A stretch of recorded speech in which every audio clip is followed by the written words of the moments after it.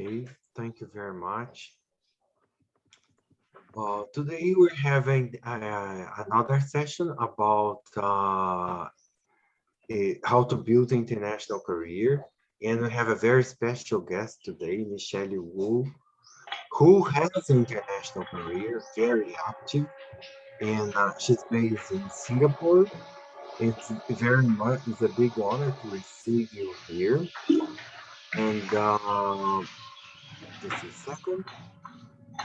Michelle Wu is based in Singapore, is the Chief Information Officer and Executive Director for Asia Pacific at Instagram Macro. Michelle's priority is to lead technical associates driving business digital transformation, while in also working with business-to-business engagement, especially in the Asia Pacific region.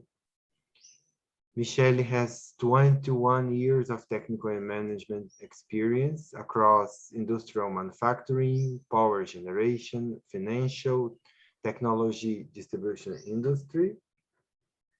Michelle is also working in this team. His team is statistics, technology, engineering, and mathematics. She's quite clever person then, it means. She has earned an MBA from Fordham University, Cabell School of Business, and a BS in Information System and Operations from Indiana University, Kelley School of Economics. And she's delivering a presentation for us called Global Career Does Not Start at the Top. How can mentorship help? So, Michelle, welcome to the University of Brasília. Thank you. So thanks for having me. So it's an honor to speak to so many students, and then thanks to the faculty and Jackie for inviting me. So maybe I'll just take a time just to introduce myself a little bit more, and then if any questions, definitely I'm more than happy to take any question you might have.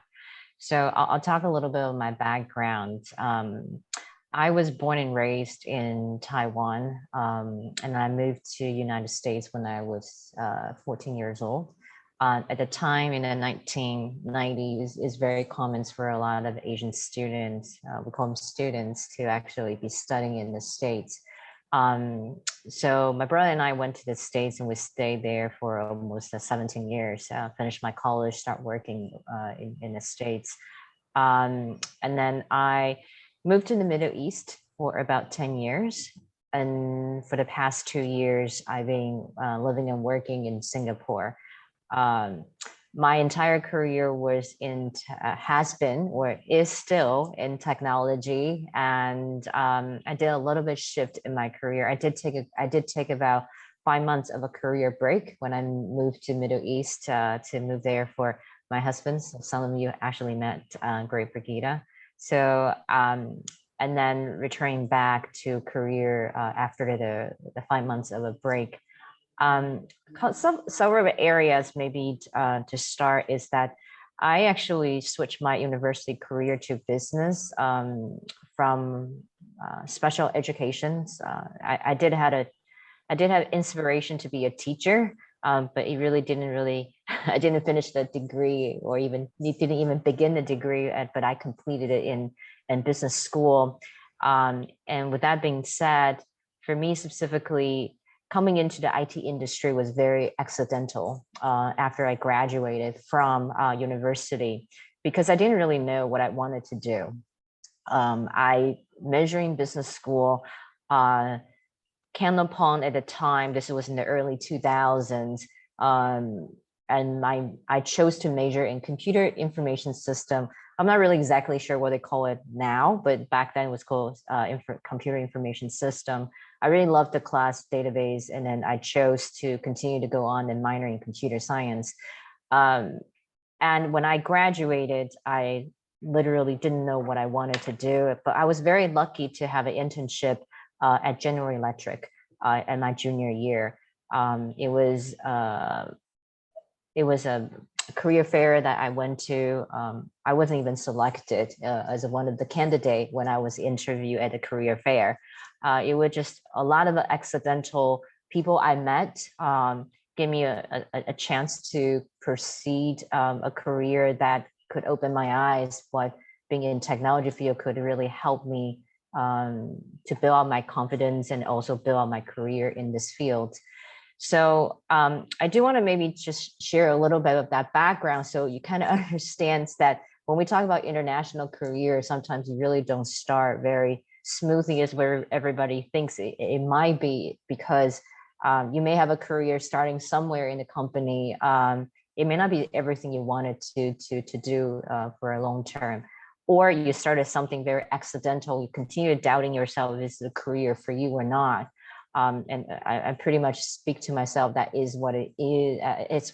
That's actually for me, is I've been in that career for 21 years. The first 11 years of the career, I was doubting myself constantly, should I continue to be in technology or not?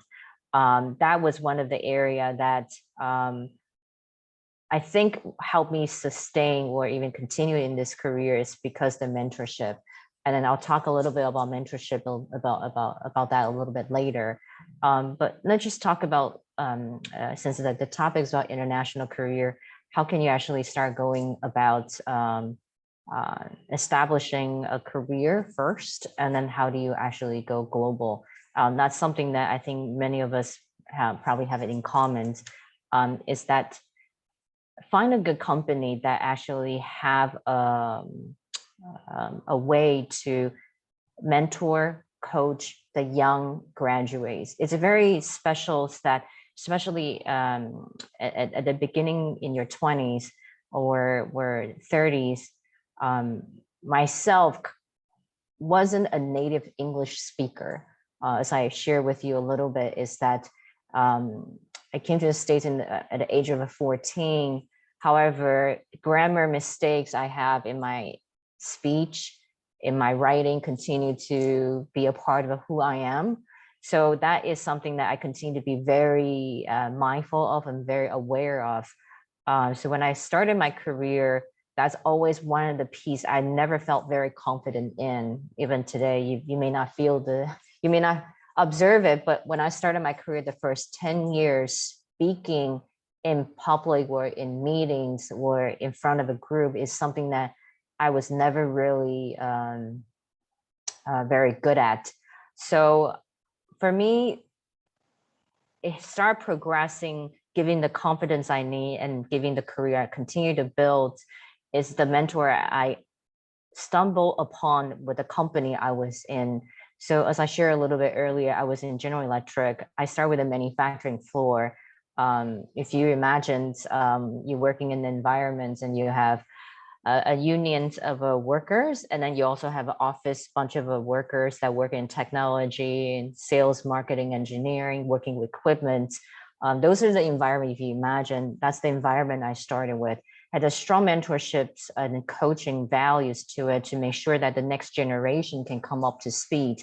So, and that's why I really appreciated it. And then when I met my mentor, who was my boss at the time, I didn't really know he was my mentor, but I was very bold in terms of a way on how we should go about building my career in the company. I didn't approach this mentor when I was still doubting about where I should be, continue to progress my career. At the time, I was in Connecticut. Should I still stay in Connecticut or should I go somewhere else? And he encourages me to apply and just go for jobs. So outside of the United States, even I want to. So 2 years later on in my career, I graduated from a leadership program, and I created my job in China. So there wasn't a job available. It wasn't a role available. And this is right before China 2008 Olympics. The country just opened up. This was in 2003. So I approached him to see how I can go about it. And then long story short, it was created and I went to China in 2003. It didn't work out well. So I came back to Connecticut 8 months later. It's supposed to be 2 or 3 years for me to be in China, helping our company to expand a different digital divisions in China. It didn't go well. So I came back to Connecticut, but that didn't really change me on how I should progress from my career as a global or continue within the United States. So maybe I should just talk a little bit on what a mentor actually do for me, especially just talking about this very short period of time. They actually taught me a lot on if your career is something you continue to doubt about, doesn't matter your early, middle career or senior, that the mentor can help you think through a couple of things and give you the confidence to continue to ask for the areas you may not even know exist. So I think that's what really helped me in the early career. And I was actually having a mentor much later in my career. It's probably my year 7 or year 5. Majority of my peer who graduated from leadership program had a mentor while they're in the program. So I was much later than my male counterpart, and then other folks who actually know how to leverage other people to give you advice and give you different recommendations. So I was much later to do that. And that's one of the areas I continue to preach or continue to endorse, is that if you could, is even starting from university where you're about to graduate, get a mentor to help you, to guide you through what your career might look like. If you're doubting, if you don't know where to turn to, mentor can actually help you shape that a little bit. So I then actually started my my career for another 5 years later on, after I came back from China, back to Connecticut again. So at that time, I also continued to doubt myself if I should continue in technology or not. So that's why I went to grad school to major in marketing and finance, because with the intention that I want to be leaving my career behind and then going to a completely different area. I was very fixated that I want to have a role or even a job not in IT as soon as I graduate from MBA. So be careful what you wish for, and that's exactly what I wished for. And then I took the job as a marketing intelligence analyst right after I graduated from MBA. It was one of the jobs that I felt it was great for my career to see another functions, another industry, to give me a different perspective on how technology can enable others. When I was in that role for about a year, I thought I found my dream job. But when I was working with technology folks, I was so much passionate about the technology when I was on the other side of the fence. I felt like if I could go back to technology, I can make other people life much easier. So actually, when I went to other side of the fence, I realized that technology is actually my true calling. So I left the technology, went back to technology. Is probably one of the things that I feel it's one of the great things for me to continue my career in tech. As I shared a little bit before, that when I left for Middle East from the States, it was the time that I wasn't really sure, should I continue even just with my career or take a break. I went to the same mentor who asked me to raise my hand to go to create a role in China with the CIO at the time. So went back to him and say, what do you think I should do? I don't even have a job in Middle East. I don't know anybody. I don't speak Arabic. And then I stand out like a thumb. I don't look like anyone in the Middle East. So how do you think I should survive and then even get my life back on track? I went back to the same mentor. I still remember the walk in Connecticut from 2 buildings. It's not a concrete, it's actually upper slope to go to his office. So as I remember the day I went to him and said, I'm about to leave the United States and go to Middle East.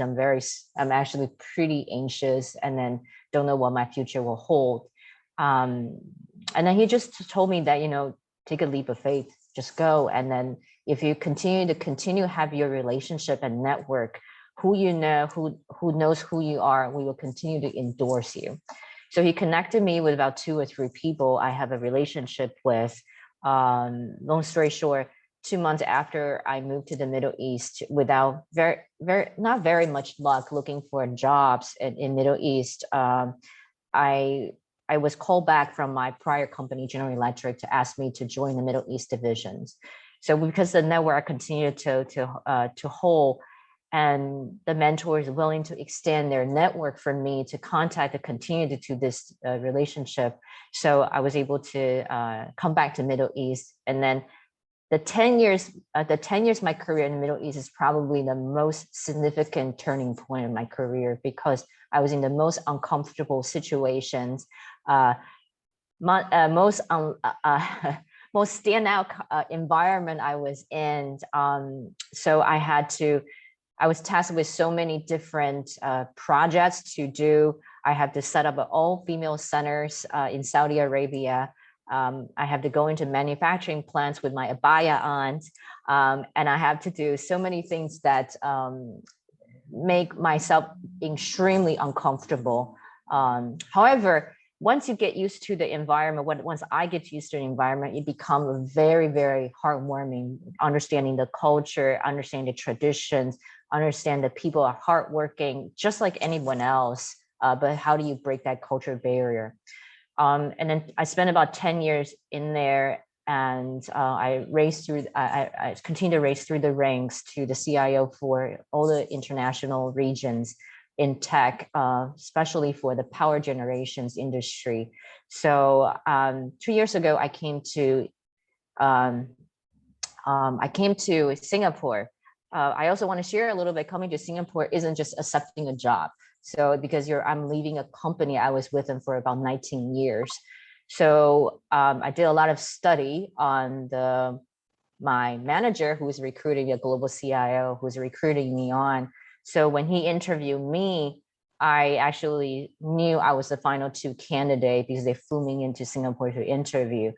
By the time I finished up with them, I also asked to about a week later, when I was selected as a finalist, I asked to interview him. So I want to interview who I'm going to leave my career for is somebody I feel is someone I could look up to and continue to work for. So the confidence I have doing all of that, because my mentor somehow knows me through different network. So it's really I would say a small world. When we continue to work in the industry, eventually a lot of people are going to know each other.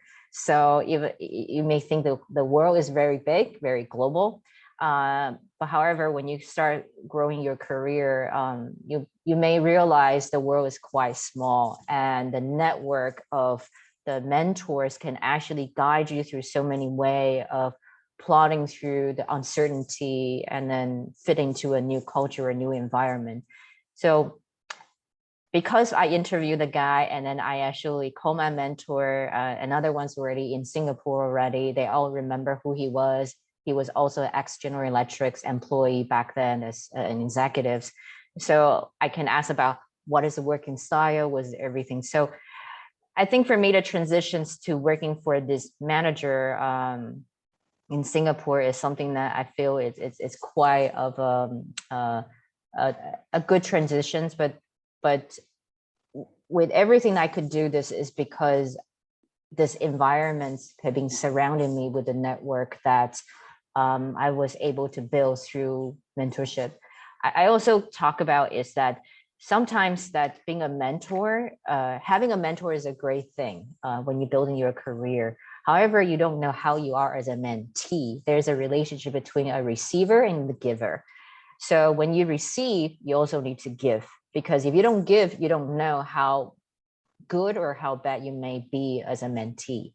So when he was mentoring throughout this year, if I talk about my entire career, you probably know he has been my mentor for over 15 or even 20 years. this is the truth. So he has known me for about 18 years now. So with that relationship being strong, I continue to call him, and then in order to have a fruitful conversation with him continuously, I also feel that I need to start mentoring others as well. So when I was at Middle East, I started a couple of mentorship programs for women, because I felt that's one of the area that is something I felt very personal and very passionate about. The reason I could race through the rank and have an international career, because I have a mentors network, and I want to give the same thing back to whoever is working with me at the time.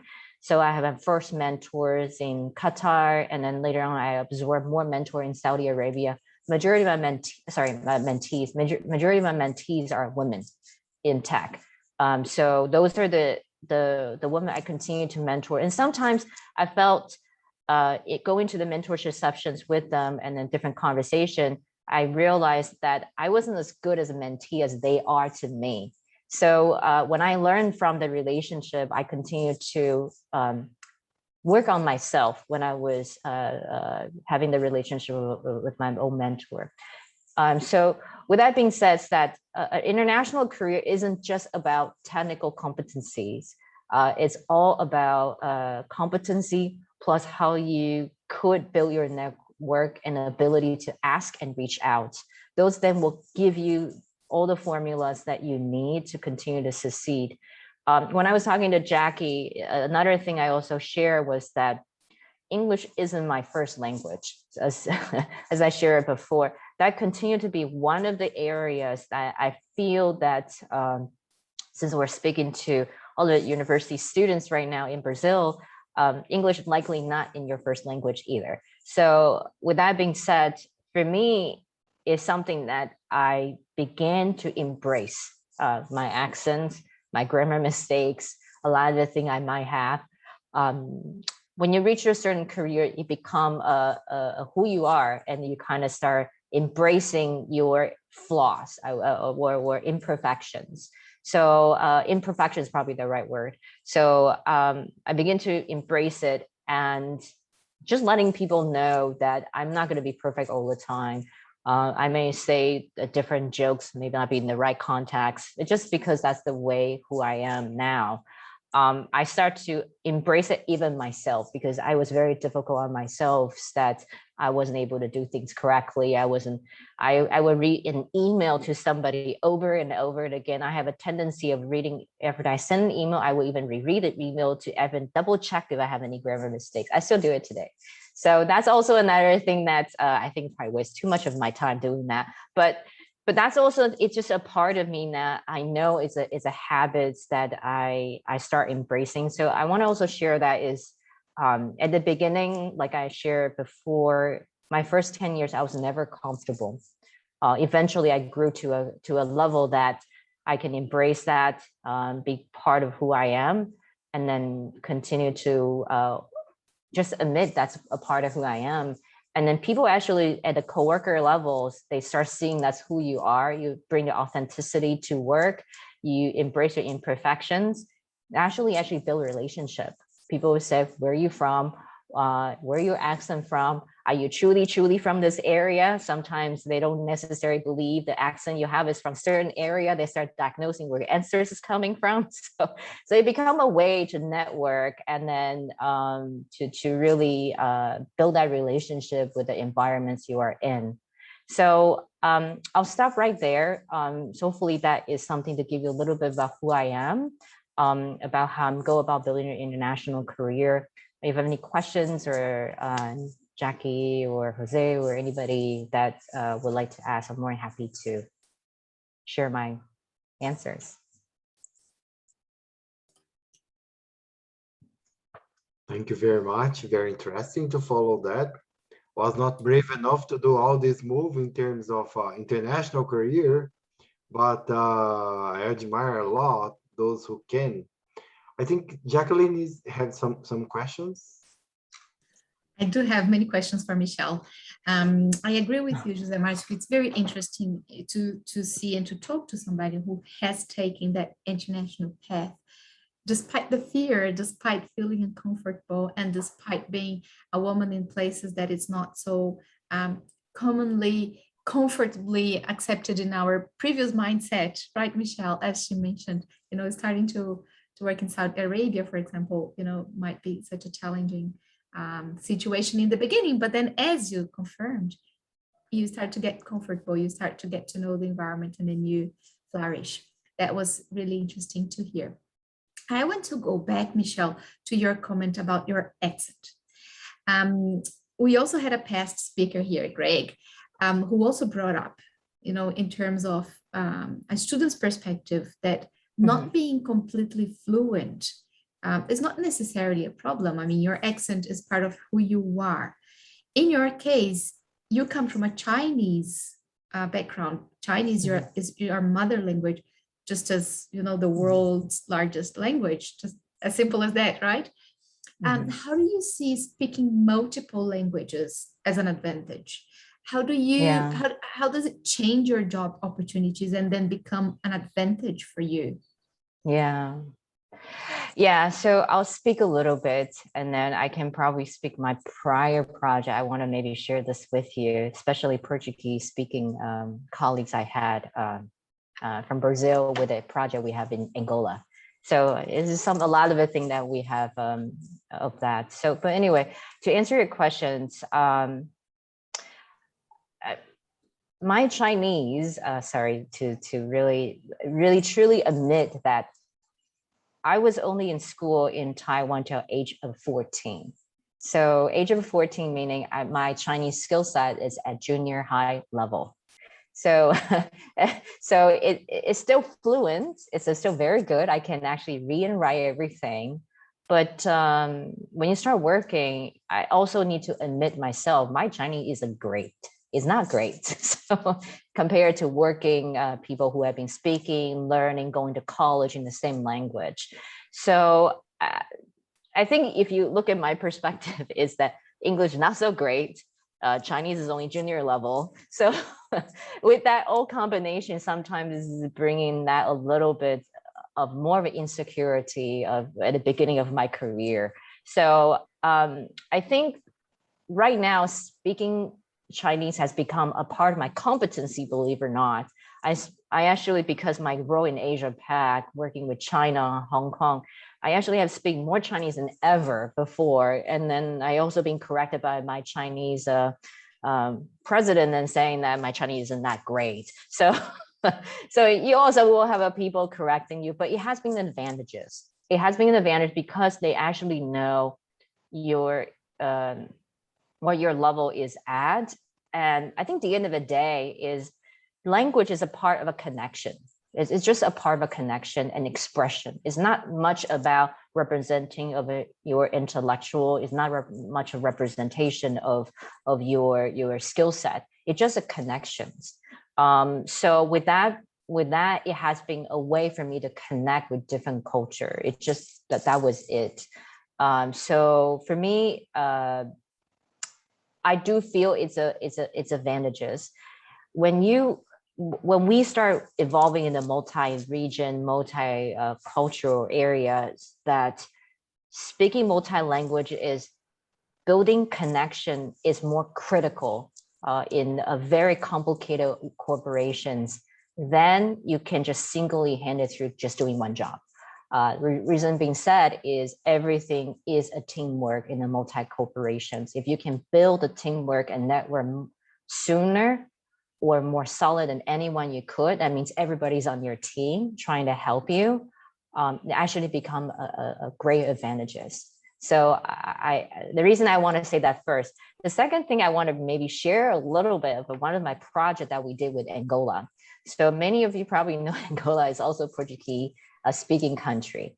When we were doing a tax, and then that's also another thing, very similar to Brazil, Angola had a very complex tax system like Brazil as well. So it's a very, very hard to get that project going at that time. It was so hard because we have to do our finance simplification. Sorry to put in those words around that. It was so hard to the point we couldn't do it because the language skill set in Angola in English was so much less. we actually reach out to our counterpart in Brazil and then bring them into our call and our projects into Angola. So we could finish the projects on time, right? So we try to do it because once you go to multinational, speaking the language you could become a benefit to a lot of things we have accomplished in doing very tight timeline. So, and then Brazil, because the complex tax systems, a crazy timeline Brazil always give, they have the really good execution skills. So we pour a lot of effort from Brazil into Angola so they can build that relationship first through language. Language is the first thing. Then the second thing is the English. Then how do we actually execute the project together? So we actually put a lot of our colleagues from Brazil into the same project when we're executing in Angola. So language is an advantages once you start building your career up and up and up, and then especially in any career in a multinational, it becomes very, very critical. Yeah. Thank you. Thank you, Michelle. It's good to hear Portuguese also helps, and looking at multinational companies, that's amazing really to hear. Yeah. You also mentioned a topic that's quite interesting for Brazil, which is mentorship and about mentors. So in your experience, having the conversation with that person, somebody you are envisaging to become your mentor because you admire that person, because you would be, you want to be in contact with the knowledge that person has. How is that conversation of asking them about if they can be your mentor? That can be hard sometimes. How do you, what tips would you say? What do you ask? How do you start? What are the chances that they say yes? Yeah, so mentor can say no, and you may hear no more often than yes. That's very true. What I would probably share, what works for me, it may not work for everybody. What works for me is I usually have a mentors that who knows who I am from my prior experience. Could be my boss, who I have one time or two time review relationship with, may not be very close, but that person had the characteristics that you want to either benchmark or you want to move toward. It doesn't have to be the same gender. It doesn't have to be the same industry. It doesn't have to be the same field. It doesn't have to be. So when I started mentorship, even before the mentor I mentioned about 18 years, I actually was in a mentorship matching program. So it's almost like a dating site, mentee, mentors, like they match you together, very similar to that. And it was also in the company I was in before. It didn't start well because my mentee was in legal, she was a lawyer, and I was in technology. So it didn't start too well, but what she has done for me was a lot of introduction to other people that I was interested in marketing, in different type of a role. She would introduce me into that. So at least I gained exposures through her network. So I think it's just when you are looking for mentors, if you don't have people that you, especially for university students, maybe a little bit hard to, you haven't started working yet. I think it's if you came upon someone that you feel this is maybe the field you want to go into, and you feel this person can help guide you through your questions or your journey at the beginning, just reach out and ask them. Look for the characteristic in this person that you feel is the one that you want to benchmark, or as a role model that you want to look up to. I think that's probably one of the things to look at. Another thing I would say is not, you won't have a great chemistry for every mentors you have. Some mentor will be like a father, daughter, or even mother, son, or brothers type of relationship. Please don't assume all mentorship is like that. It doesn't end like that. Sometimes it won't mature like that. Sometimes it will be a very business transaction. You go in, of a session, you ask your question, you come out with the results that you want. So it could be very transactional type of relationship, but however, you just need to make sure what you want from the mentor is very clearly stated when you're asking somebody to be your mentor. Very nice. Yes. I have a question for you, but just before that, I have just a comment. If I had Chinese kindergarten level, I'll be extremely happy.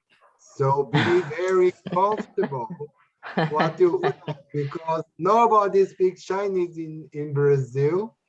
Yeah. And people is not realizing how important it is for this century. Yeah. So if I had, let's say, the very basic of kindergarten Chinese, I would be extremely happy. All right. Okay. Well, thanks for the confidence. Yes. Well, let me say, mentoring is not quite big in Brazil yet. I think it's probably grow in the coming years.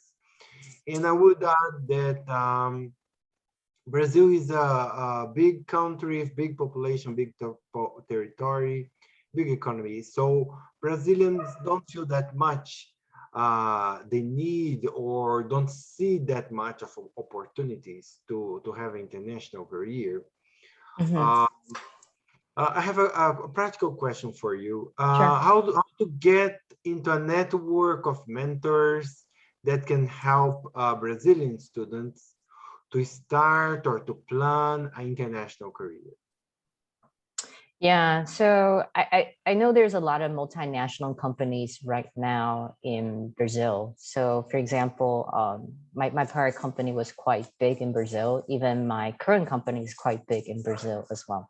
So a lot of the company do have, I would say, a corporate service type of a program, or actually partner with universities to do partnership programs or research program or those type of thing. I would suggest that if there's opportunities such like that for students to participate in those, because you will meet people in those companies. If you have a company sponsor competitions, when I was in university, we also had that too. Those are the area you network, and then you meet the people could be your mentors, and then can actually introduce you to a possibility for the future in the company. Because for if people want international opportunity, really truly is that at least what works for me, maybe working for others could be different, is multinational do have those opportunities. And today, what we are with the COVID situation today is we don't have enough talent across the globe. We just don't. So that's the truth, right? Regardless of where you are, we just don't have enough of I would say, associate to work for any company. So that's why company is very much more keen on partnering with university. For us, we have a partnership in California, and we have partnerships also in India to actually establish those things to do so that the students can have those opportunities as well. So I would just say that's one of the great way to establish those. Yeah. Okay, thank you very much. And another question, you mentioned that you are mentoring, helping women to start their career in the Middle East. Mm-hmm. Can you say a bit more about that, and how difficult was it for you? And congratulations for doing that. Very important. Yeah, thank you. I think what's interesting to start mentorship in Middle East is to first let people understand what mentorship is. That concept of mentorship does not exist in Middle East. Unfortunately, it doesn't. So you have to start from the foundation what mentorship is. So how do you partner this person with the other? Who do you want to meet? Who do you want to get exposures to? What is your purpose of mentorship? And then we actually putting that's the first thing you have to set up the foundation with every person who wants to have a mentor-mentee relationship. The second thing that then we put in is a very structured template. That's just how Middle East works. They like templates, they like instructions, And then at the end of the whole entire relationship, they also co-ed program and like a certificate. So we also do culture fitting things to make sure we have a certificate and everything ready to go. So every culture has a different needs to get things going. So for us, what we did was, because my husband, Greg, was on as well. So he was working in the education city in Qatar. We actually approached university. We approached Qatar University, and at the time also with a company called General Electric. And then we also started with Carnegie Mellon. So we started with 2 schools. We asked for the computer science, tech, STEM major students in their junior to senior year. We asked about 10 of the people in the pilots. We asked 10 women and the General Electric at the time in the mid-career to be their mentor. What we actually observed, the reason also another reason that we set this up is when we interview for internships, that female tend to have not so great of interviewing skills compared to male interviewers. However, the resume wise, the female resume was much stronger than the male resume. So we actually found that there's some area in order to retain more women in the field that we want them to continue to progress in the career. We also want to target the area that they're not very good at. So except for besides the template we given to them, what you need to get out of each of a mentorship program, we also set up mock interview. So we ask our middle career women to interview them, to do a mock interview and everything. And the last thing we ask them to do is to make sure they practice to correcting their CVs and resumes. So that's how we started mentorships in Qatar. Then we moved to UAE, and then we moved to Saudi. So because I couldn't go to Saudi all the time, so we actually asked our mid-career women to start that. And they were more than happy to do it. So you just ask a woman, you give them the template, we give them everything, and then they started on their own. So that's why things can continue to go forward if you have a foundations to do. But I think the first thing to make it successful is you have to define what mentorship really is, really describe what that means for them as well. Yeah. Great. If you later can share this template with us, it will be I will be happy to. I will be happy to. Okay, Yes. I will pass the word to Siegrid, Dr. Siegrid Guillaumon. Hi, Siegrid. Hello. Well, Michelle, thank you so much for your participation here at this project on international career development. It's a great pleasure to have you with us. I'm speaking on the behalf of the creativity class where we host your session, and also on behalf of the department. I am actually the deputy head of the department right now, so welcome, and thank you. Yes. On behalf of the department, thank you so much for your presentation. I loved when you mentioned that having an international career means, I even write it down, embracing your imperfections and embracing who you are. So I recognize on that sentence how important it is that you have a self-knowledge and a self-knowledge process within yourself. Like, it's not just making a decision, but you need really to be ready for all the implications it has. So I love, thank you for sharing that with us. So here's my question, Michelle. I would like to know, when you talk to a mentor and you want to develop a mentorship relationship, or when you have your mentees, or when you start a new international job, are you explicit about your goals when you talk about your career? I mean, do you say like, I want to develop that and I want to achieve that level? Because it seems to me here in Brazil, it's more culturally that we see the career as something that unfolds itself. It's like just by chance, you keep progressing, you know? And what I see from international partners, it's that they are much more pragmatic about that. They start a new job and they just say like, well, I'm starting this job and this is where I want to go. And I don't know if that is more helpful or if that can be detrimental if like the boss has the same plans for this person. Yeah. So if you can share your thoughts on that, how this goes in the world, should we be more proactive and more explicit about our goals with a mentor and in a new job? Yeah, that's such a great question. So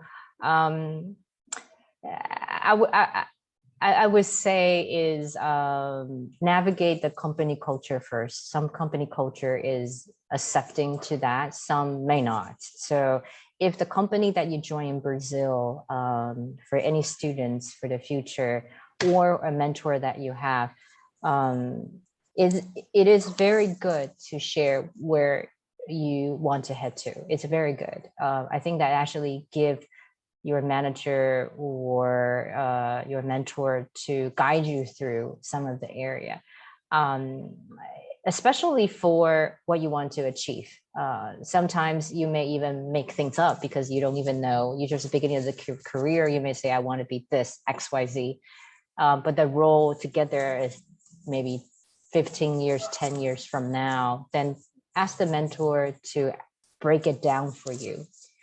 If you really want to be this particular role, it may take you 10 years. What do you want to achieve with this mentor guiding you in 3 years from now, 5 years from now? I usually tell people don't plan anything beyond 5 years in the career because the market changes, you change, everybody change. If you plan something so long, so ahead, it may not come to fruition. Plan something. If you had a general goal that where you want to get to, let the mentor know. That's really where you want to head to at the end, right? And then ask them to help you break it down. I usually raise my hands for everything is available. If not, I also ask my mentor, I really want to do this X things. How do I get there? They may introduce different people for you to reach out to, or they may have different suggestions that different path you can take. So to answer your questions, I would encourage people to do that. However, do evaluate your company culture or the environment you're in. Is that the common practice or not? If it's not a common practice, maybe find one that can actually embrace that type of the environment for you to continue to be open-minded. Okay, that's awesome. Thank you. Thank you. Thank you, Siegrid. Thank you very much. We have time for questions. If anyone has a question that you want, you can post the question in the chat, or you can open your microphone and ask the question. It's a good opportunity. Someone with a very interesting international career in United States, Qatar, Saudi Arabia, United Emirates, now Singapore. That's an international career. That's international career, that's for sure. It's a good opportunity. Some of very interesting parts of the world. If you have a question, please write it here or just open your microphone. All right. I have a practical question for you again, Michelle. Is there a good opportunity for Brazilians in Asia? What you're feeling about there? Do you think our students would benefit from investment in a career in Asia? What do you think about that? Yeah, so maybe I'll talk about a little bit about Asia. So where I'm in right now is Singapore. So Singapore is very, depending on which industry you're in. Singapore right now is trying to establish itself as a financial headquarter for Asia Pac. So it's a rivalry between Singapore and Hong Kong. So it's a rivalry right now. So Singapore actually invests a lot on fintech, a lot on financial industry, in banking, in those areas. So those are the great opportunities for anyone to explore in Singapore. Like I shared before, is that we need so many people in those industry, and we just don't have enough.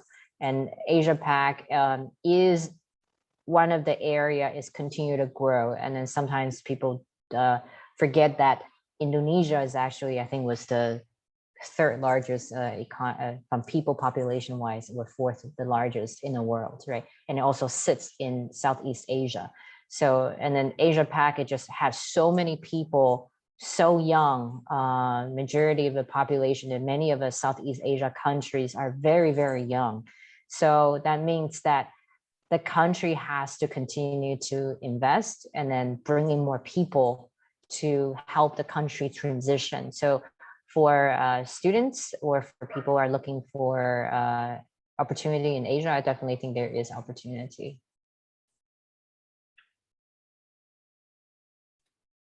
Okay, good to know.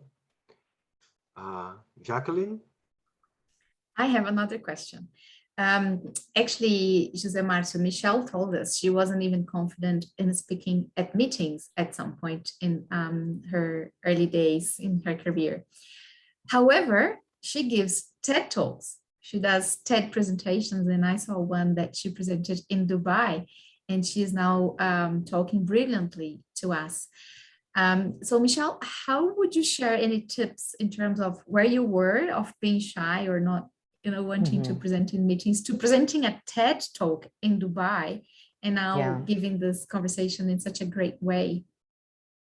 How did that happen? Such a magical.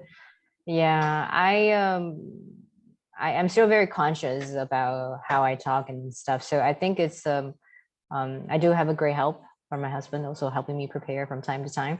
So, or almost all the time. But I think at my year 10 career, to be transparent, that when I took a role at our corporate headquarters, I think this is maybe not year 10, sorry, maybe it's at year 7 when I took this role. I was thrown into a role at age of probably, this is a 27 or 26. It was a conference in Florida, and I have to face all the attorneys. This is the attorneys is our company at the time. All the most senior attorney at the company, about 200 of them, and to stand on the stage to tell them where we are on our technology rollout. So at the age of 27, and people are really, really upset about how technology delivered for our legal parameter. I think that moment actually changed me, because I have another partner with me on the stage who is also another attorney who is working with me on the platform and stuff, that literally give me the confidence and says that, to the end of the day, they all have, doesn't matter you're a great speaker or a good speaker. At the end of the day, all of us rely on you to deliver. So I think that moment changed me when I was on the stage with 200 lawyers on the floor, and then deliver a presentations. And then people actually were very tough on me from the audience, because things were not delivered on time and we're not moving fast enough.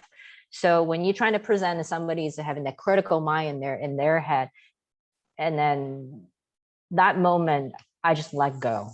Pretty much that moment on, I become a better speaker, because the person tells me, doesn't matter how you present, at the end of the day, we rely on who you are to deliver the things we need to get done. So you could be the best speaker or the worst speaker. At the end of the day, you got to do your job. So I think that moment changed me, and I become better and better speakers. So I could just let go all the fear I had, because that was the moment able to help me. I also been told by Greg as well, is that if I don't prepare, I'm actually not a great speaker, but when I prepare, I'm actually a better speaker. So I try to do more preparation when I can. Yeah.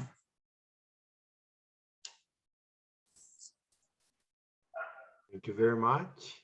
Thank you very much. Okay, any more question? I think we have a question in the chat, or a comment. I was just reading it. Just a comment. I think And another question, Michelle, um, is at the you navigating in very different cultures. You see, China, Taiwan, and then United States, and then Middle East, 3 countries in the Middle East, and now in Singapore, which is one of the most advanced countries in the world for business. Was it difficult to adapt culturally, or was it fun? Because for me, just a comment, when I am navigating a new culture that's different than mine, I found it so interesting, so interesting. Actually, I think the difference is very, very, very helpful for me always. So what do you think about culture and adapt yourself to different culture, different language, and not close culture, very, very different from each other? What can you say to us about that? Adopting culture has been, like you said, very fun. I'm still learning. Sometimes I made a huge mistakes in meetings. Sometimes I don't know the nation to nations conflicts. I may make a comment that was not correct. So I also will apologize because I didn't know the history about this nation have another nation have a conflict because of the history.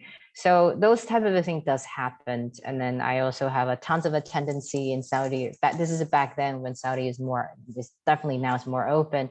Walking to a situation, so I was supposed to walk to a women's section, I will walk into a men's section. So I also have those experiences as well. So I think learning culture is that you have to admit that you will not do everything correctly.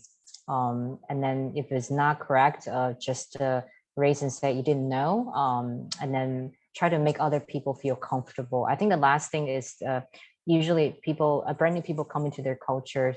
You don't want to be ignorant to their traditions. Tradition it's quite important to understand why they do certain things, why they dress a certain way, why sometimes they have hours they must to go home.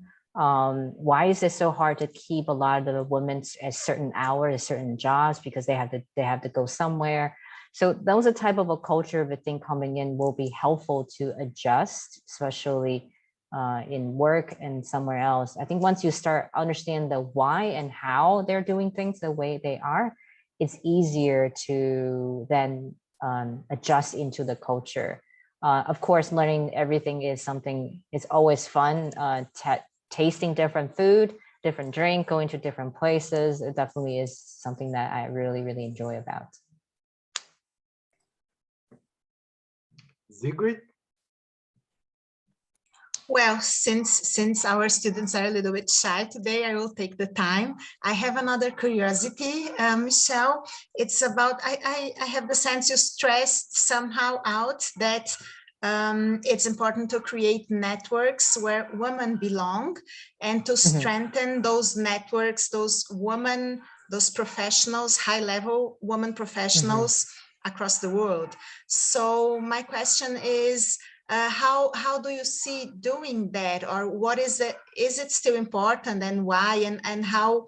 What is the benefit, and why do you believe you still have to put an effort on building like a woman network instead of just integrating women, let's say, in a general network, or do you believe still, even if we take because in Brazil we know there is still a lot of masculinity in the professional world, but do you believe even this represents also the world scenery, the international scenery? So if you could tell us a little bit more about how you see the importance of building like a woman network.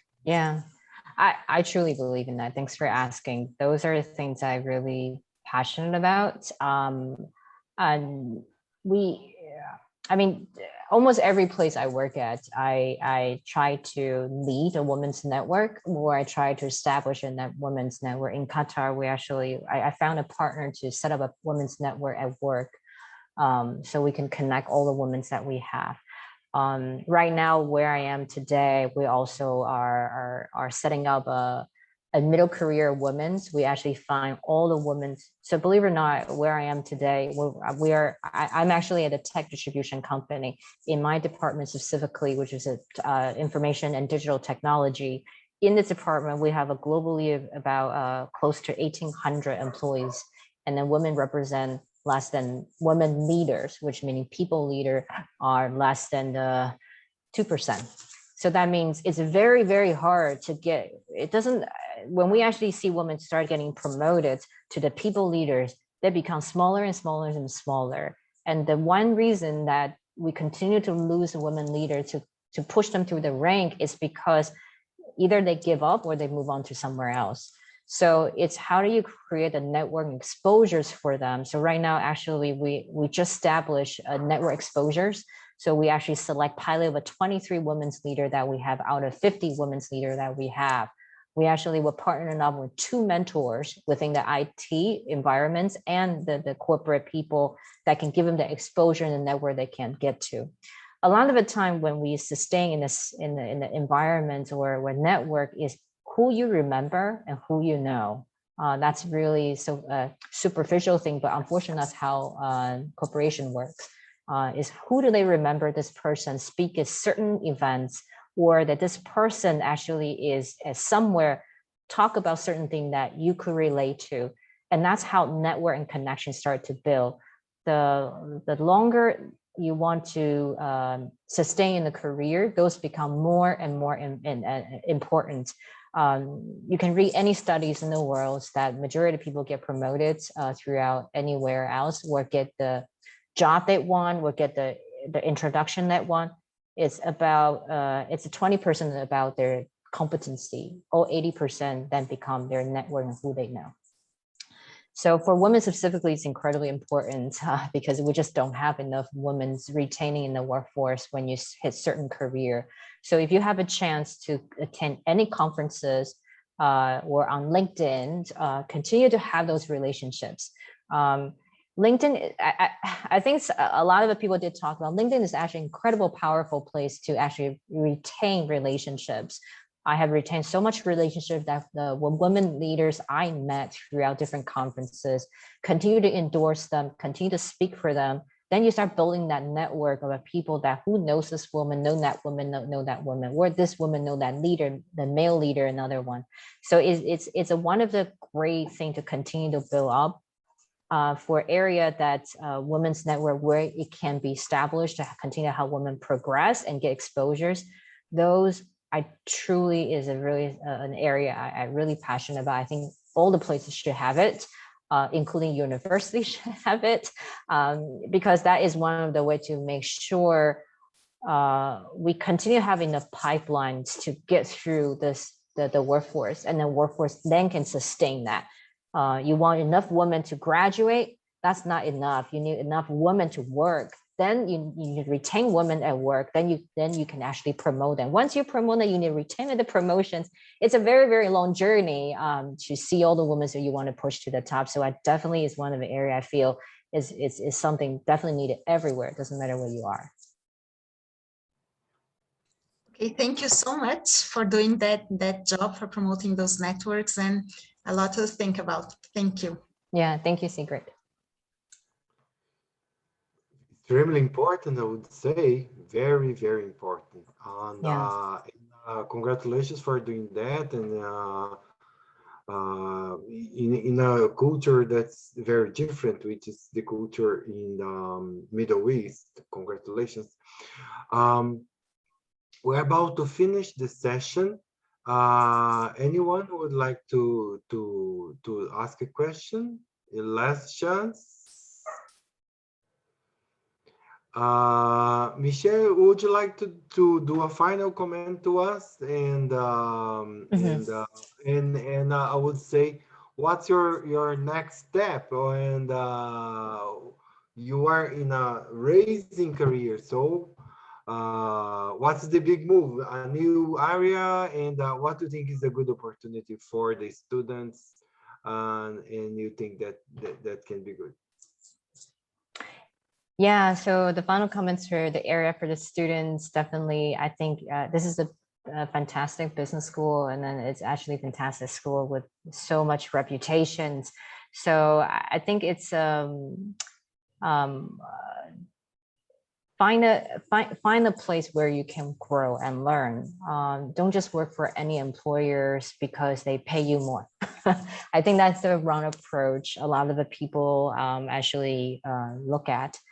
Find an employer, maybe they pay you just 10% less or 15% less than the other competitors. Find an employer who has an international presence where the culture is want to promote people through the rank.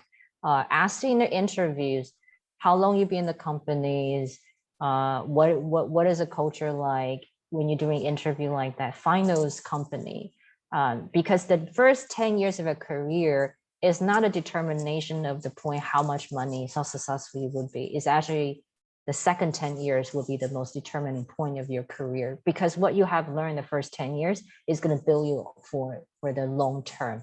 So find an employer can help you grow and learn and foster that culture to continue to invest in talent. If you find the right company, regardless how hard it might be or how much of a connections you may not feel at the beginning, but have a faith a little bit on the system. We always talk about believing the system. Sometimes the system actually will work for a majority of the people if that is the right fit for you. So, so I don't necessarily think that everybody have to look outside of Brazil, because I actually feel Brazil has a tons of great opportunity. And then if you are thinking about going for opportunity outside Brazil, then that's one of the where I think it will be great for anyone to continue to explore. Great. Extremely good advice. Thank you very much for sharing your experience and your work experience with us. Very helpful. You cannot imagine how big is this talk for our students, because sometimes it's difficult for them to see many opportunities abroad. Brazil is a big economy, but we don't have that much of international trade, and need some people with skills with international career in order to help the country. And you are showing to us how a good way to do. I mean, to start but it's not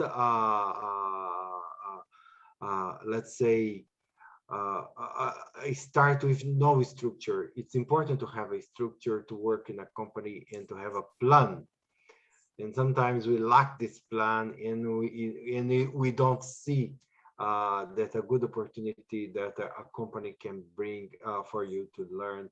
Very, very, very important. Important for us.